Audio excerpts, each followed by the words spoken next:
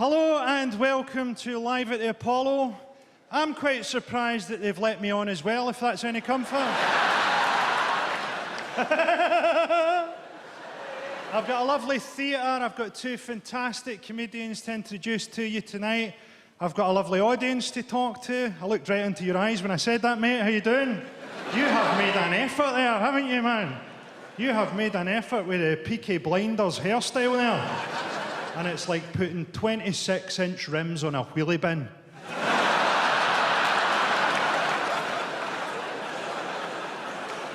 We've got some famous celebrities to talk to tonight, some not so famous. Some of the celebrities here tonight, when I was researching the show, I had to start their Wikipedia page. There are celebrities in here who don't get asked to turn on the Christmas lights in their own house. You're talking about people who are 18 months away from being quite a tricky tiebreaker in a pub quiz. I'm only kidding, we've got some famous faces in. Who have we got? We've got Jamila. Jamil, how you doing, Jamila? You all right? It's exciting for me, because you present the Radio 1 chart show. You get to tell the nation what is #1 every week. And the only way that that could be more exciting, I think, would be if it was 20 years ago when anybody gave a shit.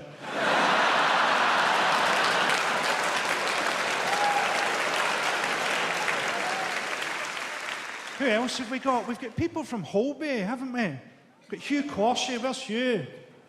Hugh, how you doing? You're a fantastic actor. You've been in RSC and everything. You've been in Holby for a long time, right?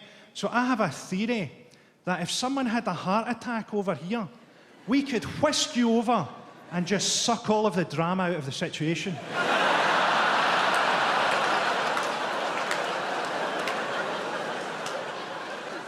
We had the Commonwealth Games in Glasgow this year. A great choice of venue. A place where people think that hepatitis B is a vitamin.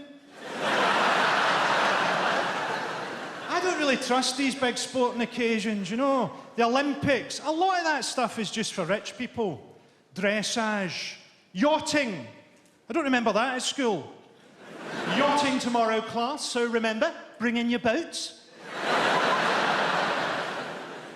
A lot of people find the Paralympics inspiring. I just found it depressing. I can't throw a discus and I've got arms.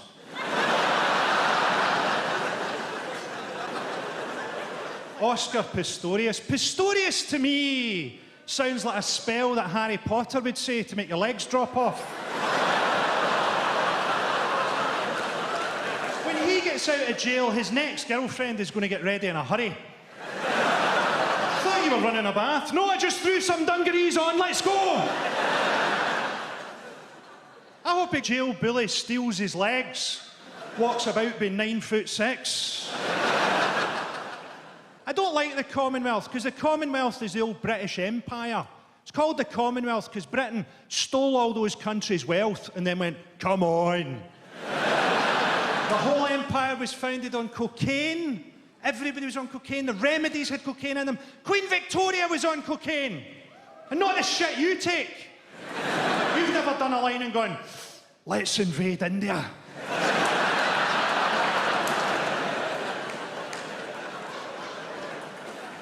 We had the referendum up in Scotland that was won by the No campaign and Alistair Darling. I thought it'd be good if when he won, Alistair Darling's eyebrows had finally turned into butterflies.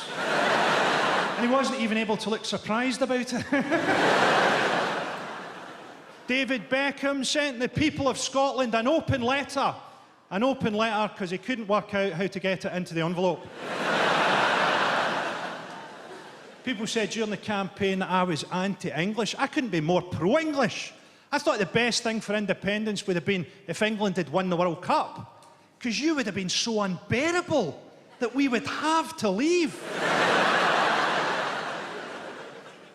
Whatever happens next, I think it's important that Scotland does something that puts England on the back foot, something that England won't expect.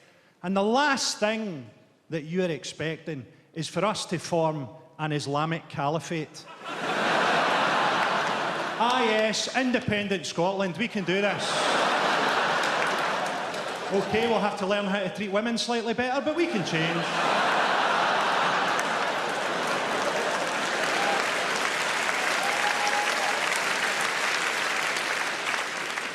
people don't understand enough about international politics, do they? In Scotland, people think that NATO is just a nickname you give to a guy who lost a foot to diabetes. Keep up. Ed Miliband came up for the referendum. Now I'm going to go out on a limb here and say, I don't think Ed Miliband will win the election. Because if he can't persuade his own face to do what he tells it to. Ed Miliband said he wanted to militarise the Scottish border. Can you imagine being a Scottish border guard? Having to do cavity searches just to keep your hands warm. Holding back the English refugees at Newcastle. Newcastle being the first city in history that turned into a refugee camp and got less mental. Oh, things are actually a lot more civilised now that we're ruled over by a horse militia.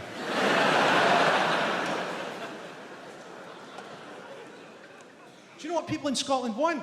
What they really want, in my experience, is they want transport to run normally in the winter through 3 feet of snow. That's all they ever moan about. Why isn't this train moving through the snow? But what you really want is for the pilot to come over the intercom and go, well, I've been told that it's not safe to take off, but I thought, let's give it a go.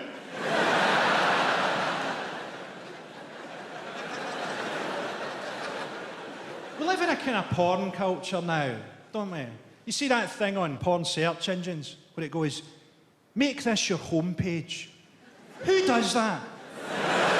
Who wakes up in the morning, switches their computer on, is confronted with hardcore pornography and thinks, I'm home.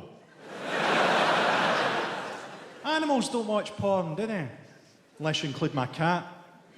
I think what it's led to men not really understanding what sex is like for women anymore. I often think it must be more intense to let someone inside your body. I feel awkward just letting the gas man into the hallway.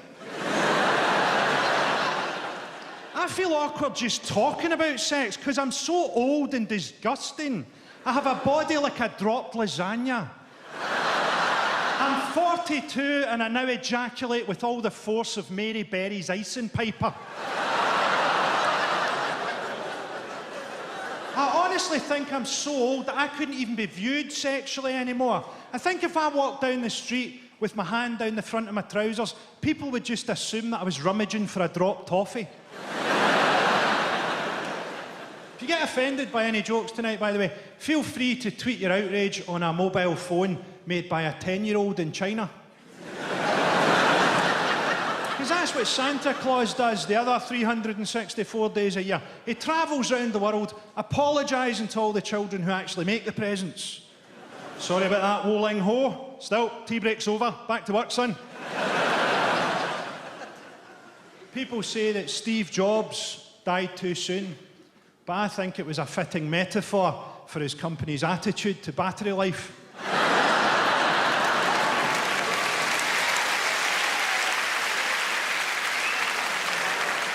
I hope that they buried him in a coffin with a great big crack on the lid.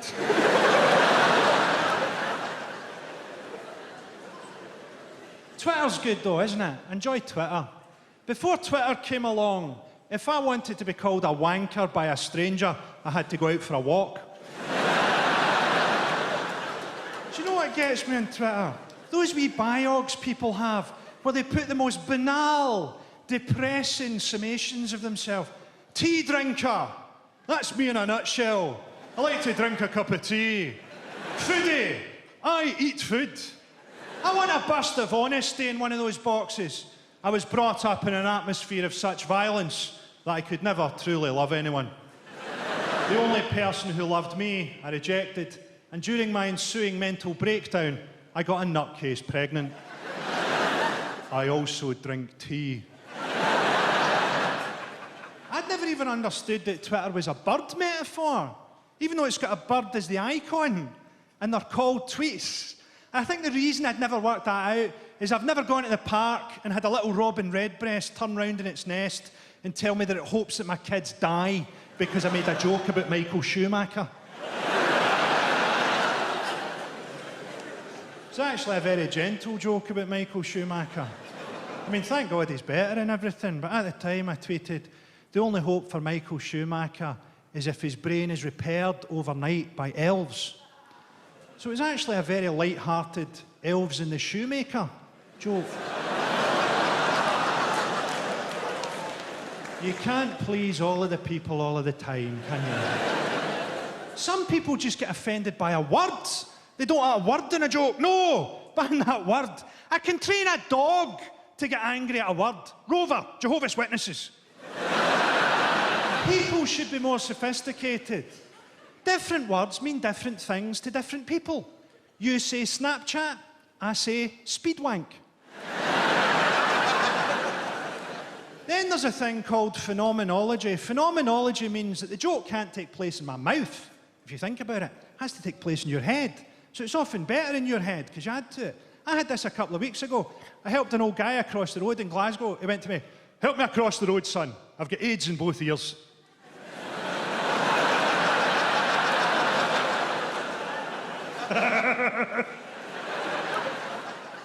Read a thing, said that a woman died after drinking 18 litres of Coke. She ate a packet of Mentos and they found her head 3 miles away.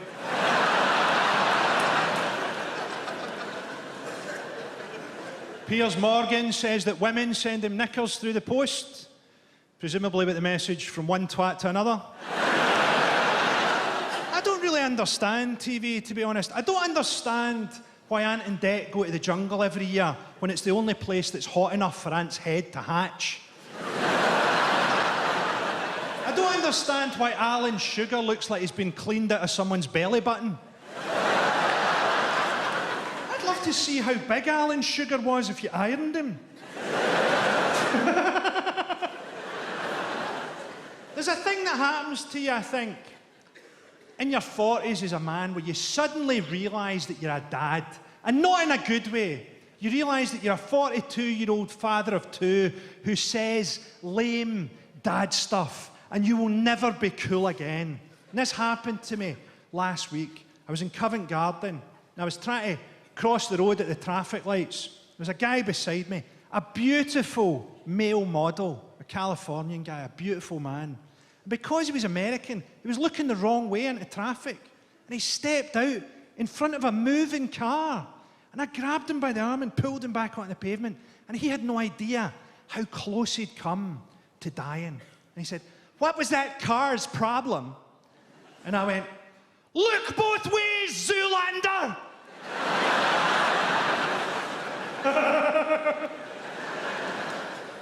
Do you know what my kids got me for Father's Day? They got me that shower gel, mint tea tree gel.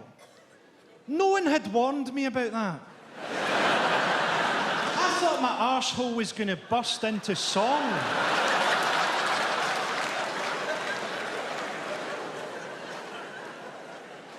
They always say, don't they, when you're telling your kids off, stay positive, don't be too negative. And I agree with that.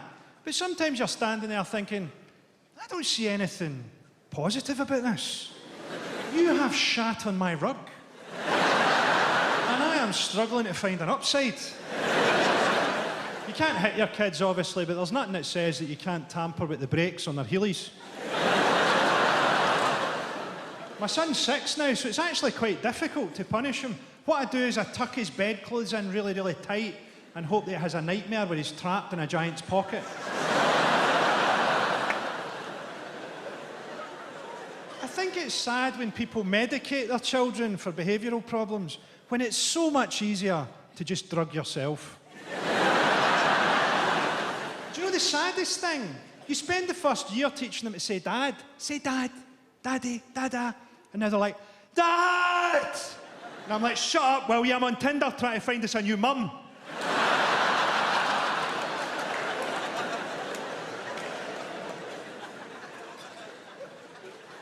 We're bombing Iraq now. We're calling it humanitarian bombing.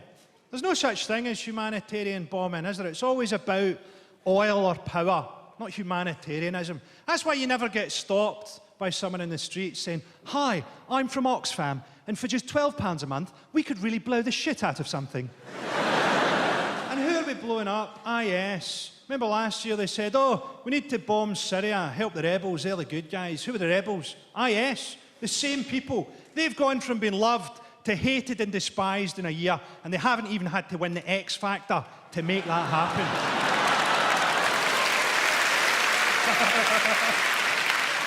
Britain as a culture runs on hypocrisy. David Cameron went to Sri Lanka. He told the Sri Lankans off for human rights abuses that they committed with weapons that Britain sold to them. Like Ronald McDonald calling you a fat bastard. We sent Prince Harry to Afghanistan because when you want to teach people about democracy, you send them a prince. You teach them about peace and democracy by having a prince shoot at them from a helicopter.